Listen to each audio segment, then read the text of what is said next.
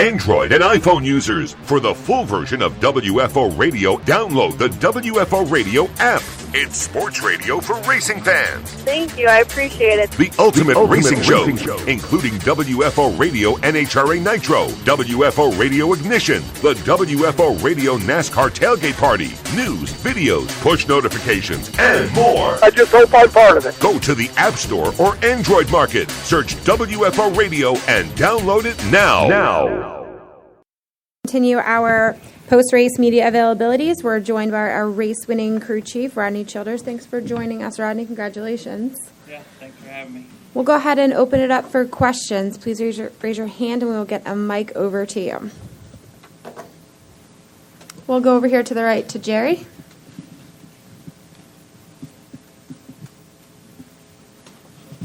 Jerry Jordan, Kicking the Tires.net.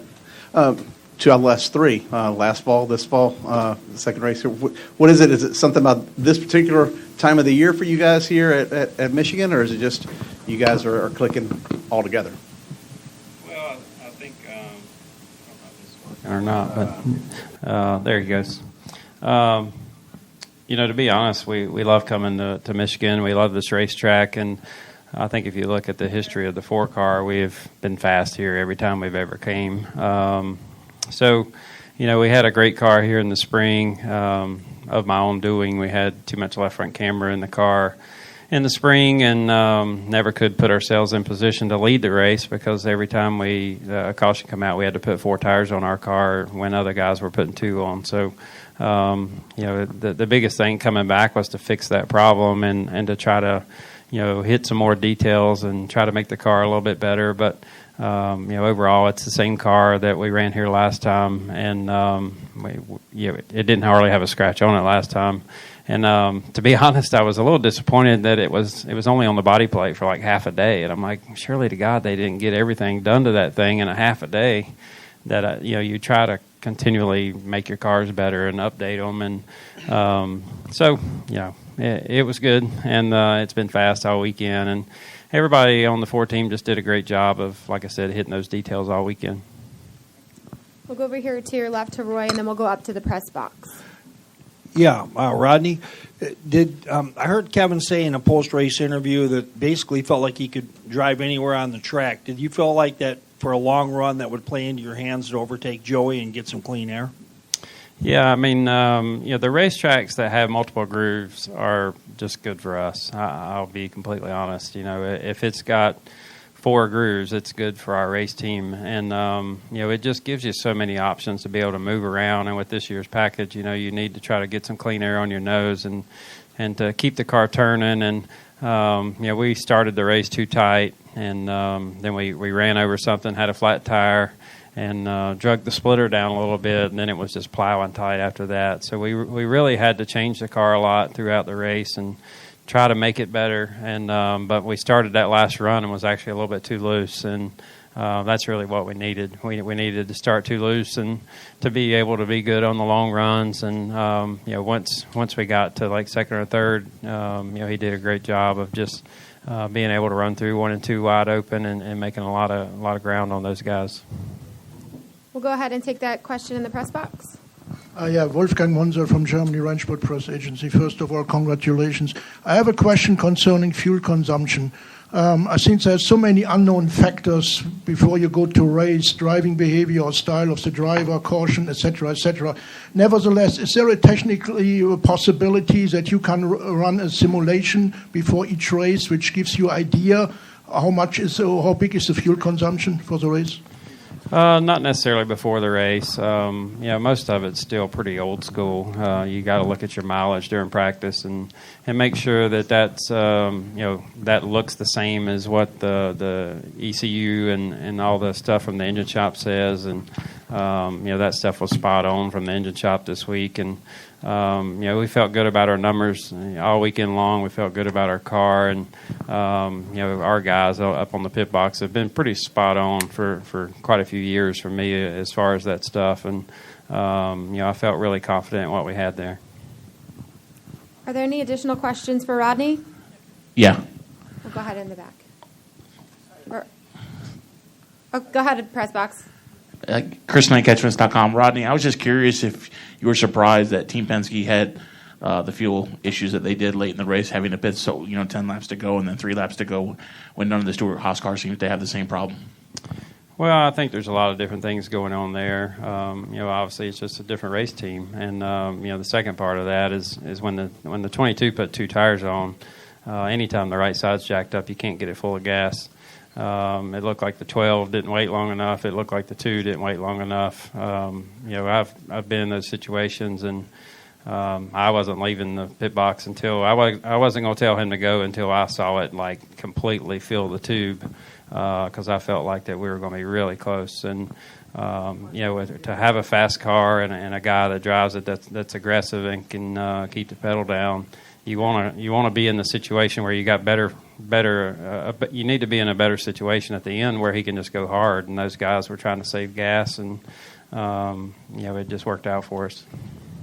And we've also been joined by our race-winning driver, Kevin Harvick, driver of the Mobil 1 Ford for Stewart-Haas Racing. We will go ahead and take one last question for Rodney, and we'll keep this going. Hi, Rodney. Jordan Hostic from Backstretch Banner. Obviously, with 2 wins in the past 4 races, do you feel like you and Kevin are finally hitting your stride at the right time in preparation for the playoffs coming up? I don't know. I mean, to be honest, I still feel like it's a long time before the playoffs. We have a lot that we need to get better. We've just we started the year off and our cars weren't where they needed to be, and we've continually got better and better. I think to be able to get a win on a 550 track and get a win on a 750 track, that says a lot about the race team right now. To sit on the pole at Pocono and to have speed there. We've definitely made gains on it. We're not perfect by any means, and we still got to get a lot better, but we're definitely in a lot better shape than we were at the beginning of the year. We'll come on down here to Bob. Bob Hockers, Fox Sports. Rodney, when you guys pit under green on lap 113, you took 4 tires, and then just 4 laps later under caution, you took 2 lefts. Was there some sort of concern on the lefts, or you just felt like, hey, we might need as much tire as we can late? Yeah, we felt like that.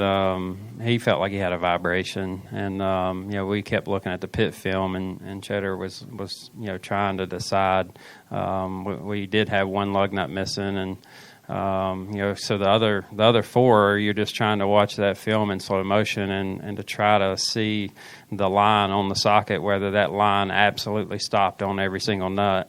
And he felt like it only stopped on 3 of them. So at that point, you got to run the rest of the race. And we were kind of in a good situation where a lot of other people were going to come back down and pit again, the 18, the 19, some of those guys that we felt like were competition. And so coming back in and putting lefts on, was just about making sure that left front wheel was tight and that we weren't going to have to pit under green.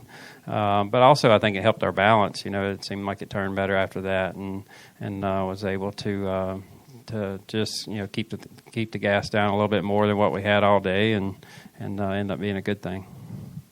All right, Rodney, we'll let you go ahead and head out. Thank you for joining us. We'll continue with our questions. Please raise your hand if you have them. We'll get a mic over to you. We'll start right over here with Vedant. Vedant Gupta, President, Global Kin Media. Mr. Harvick, you've had a lot of special moments here at the Speedway, meeting your wife, but also a lot of success here. Is there something specific about this Speedway that has helped you with your success? Fast cars. I think as I've been fortunate to come here through the years, I think our guys on our team would probably tell you the same thing. We probably feel like we should have won just about every race we've come to since I've been at Stewart-Haas Racing when we've come to Michigan, and just one thing or another. And it seems like we've definitely got over that hurdle as we've run the last couple of years and been to victory lane. So it's been a racetrack, and it falls right into especially into the Ford wheelhouse from the engine standpoint, and our guys do a great job from a detail standpoint and just getting every possible thing out of the car that they can. And this is one of those weekends where they kind of turn you loose from the engine side and the oil side and attitude of the car. I mean, everybody wants to do well for their manufacturer here, and we've been fortunate to have a lot of fast cars. Come over here to your left to Roy. Yeah, Kevin, the last restart began, I think, with 52 laps to go. Did you feel like if you could get a long run the way your car was working, that you get around Joey into clean air and the race would pretty much play into your hands? I felt like the most important pass was the 2. I felt like if he got around those guys before I did, he'd be more difficult to pass. I felt like the 22 fell off a lot as we got into the second half of the run compared to our cars. So, he did a good job of putting himself in the right spots when I was behind him, and eventually just kind of guessed wrong, and I was able to, to get up underneath him there, coming through the middle of 3 and 4, and side draft and finish the pass. So it was definitely I needed to get a good restart, and it's really. It's kind of short-term everything. You need to have short-term memory when you get done with something and move on. And on the restart, it's just one lap at a time, and really one situation at a time to be able to try to put yourself in the best position that you can lap after lap. We'll come over to your right to Jerry. Jerry Jordan, KickingTheTires.net. 47 wins in Xfinity, 47 wins in Cup, and 14 in trucks.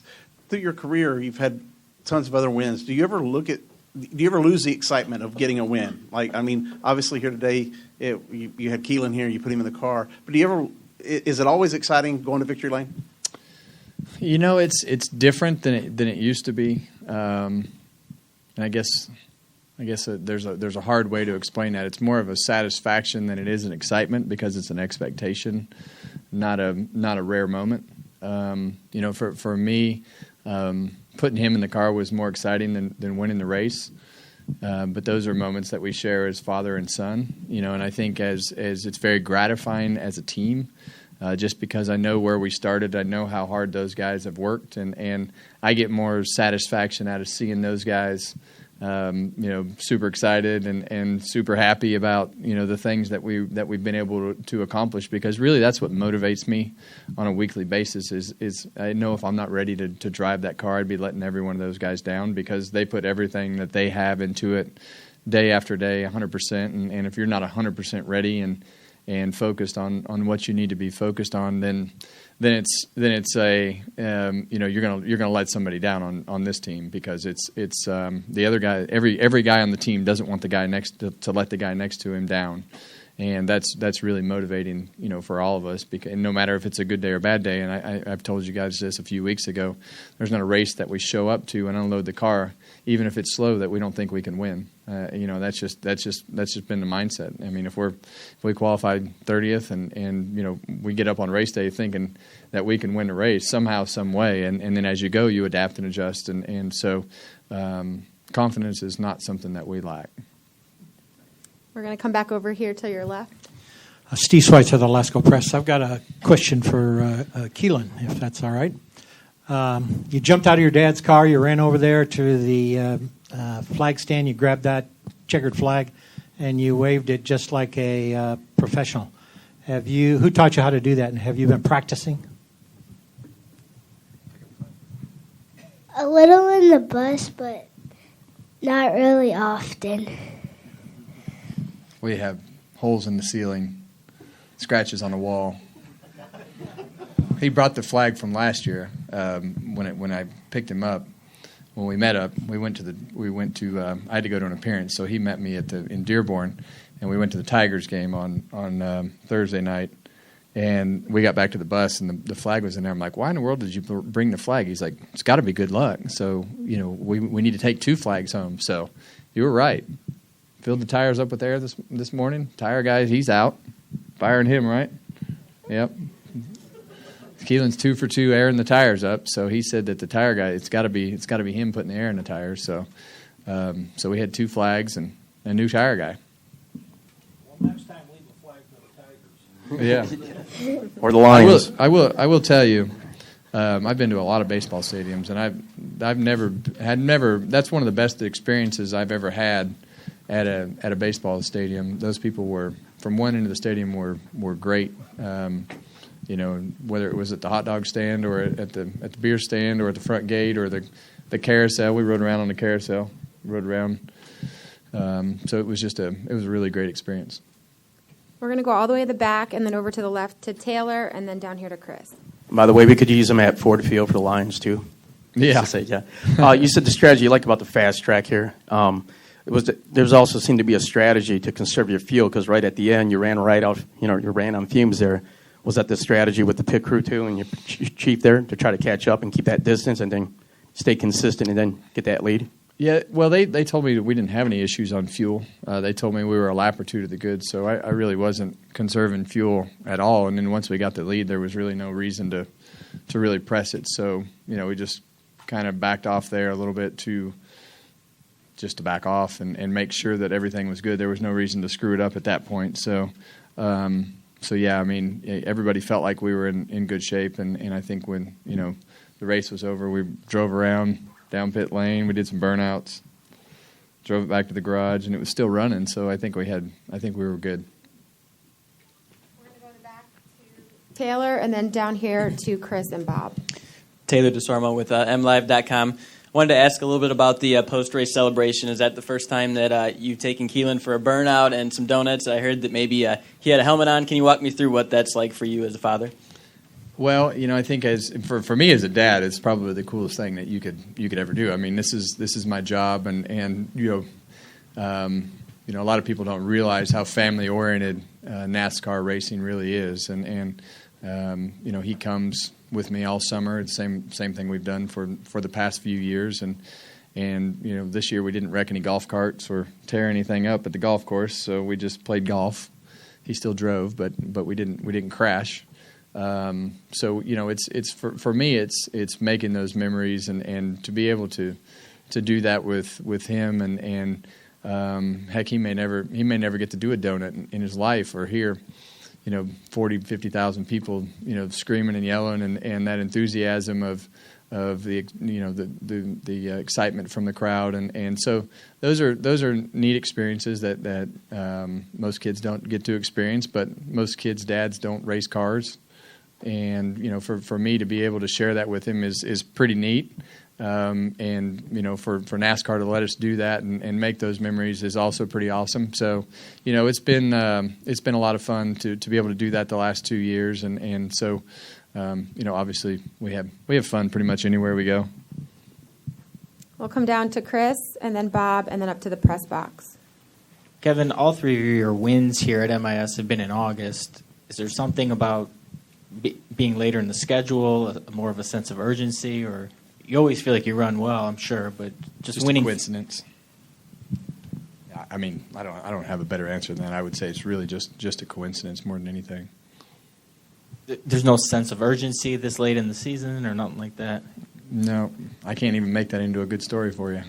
I'm trying, but it's really just a coincidence, honestly. And when you're talking to me, it's like, I'm not going to get super wound up about much anymore, just because it's just not. I don't have the capacity to overthink it. Sorry. Go ahead, Bob. Bob Hawkers, Fox Sports. You said you don't get wound up. Were you wound up at all when you had the punctured tire and this being you'd say it was going to be a track position race?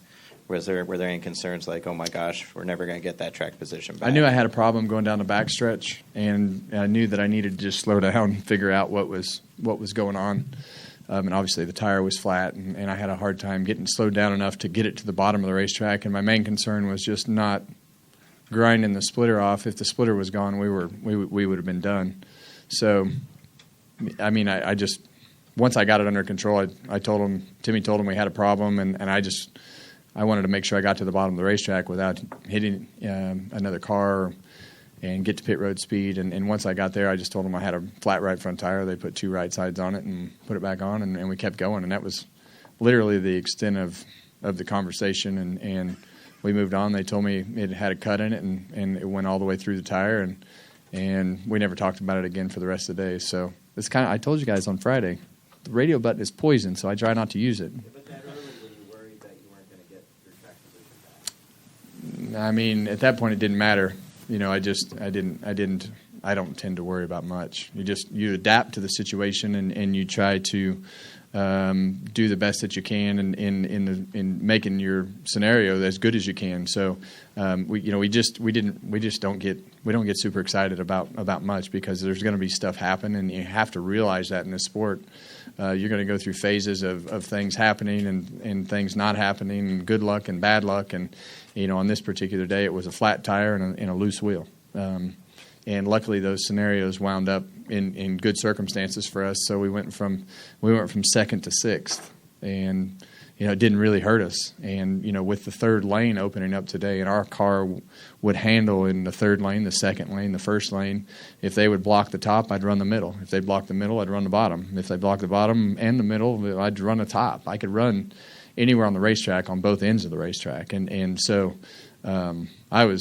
I think the third lane, definitely gave us more options to make passes, and I think, for us, it definitely helped us make the passes at the end.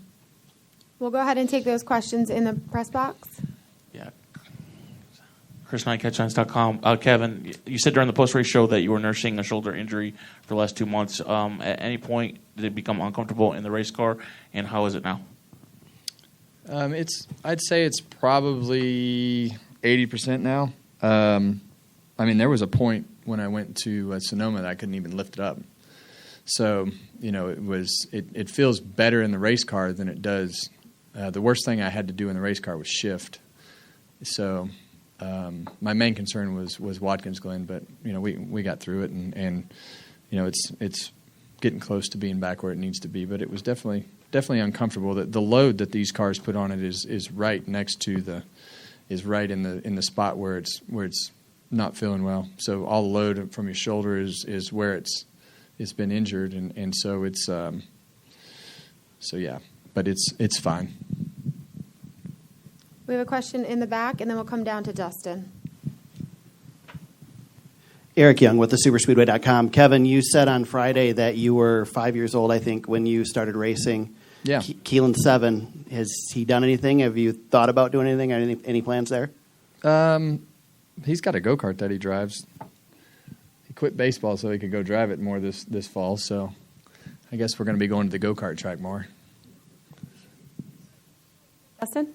Dustin Long, NBC Sports. With you talking about being able to move in different lanes today, and especially the third lane, obviously with the PJ1 being widened by a couple of feet, had that not been done, how would that have impacted your ability to move up to that? I think it would have been more difficult. I think, in practice we saw some guys up there, but it was kind of sketchy.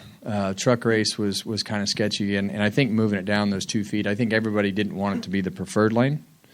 I think everybody wanted the lane to be equal to, so that you could use that third lane if your car was handling well and make it as equal as possible to second lane. So, obviously Goodyear was really nervous about making that the preferred lane. And I think that Jerry and NASCAR and I told Jim Francis after the race that we just appreciate the fact that they took the time to do what they did. I mean, the fifth lane is not going to be something that we use, but they took the time to do that. And, I think as we went through the race today, we got fairly high in turn 3 and 4 on the exit. So I don't think it would have been near as effective if we didn't move it down those last couple feet. So it was definitely a lot of work for them overnight. But I think seeing that ISC is taking that initiative, and I think everybody it's evolving. As fast as the cars, and I think everybody sees the benefit of the racing when we have more lanes to be able to go to and make passes so that the faster cars can work their. On a day when you have the fastest car, you can work your way to the front by having a good handling car and utilize different lanes. And it just, when you have a 50% chance of blocking somebody because you have 2 lanes, it's just not. It's most of the time the guy in front of you is going to guess, somewhat right, and if not, he's going to use the high lane and have the big arc in there, and it's not going to be possible anyway. But I think opening up that third lane definitely was a benefit, and now it's burned in. So it should be a good step and evolution forward as we come back to Michigan next time, because everybody knows what we did and where we hit the PJ1 on the entrance, where we hit it on the exit. If we don't want to hit it there, then we can shorten that PJ1 up. It's a good thing, and I think you're going to see it. I would assume you're going to see it at several of the racetracks as we go towards the end of the year here.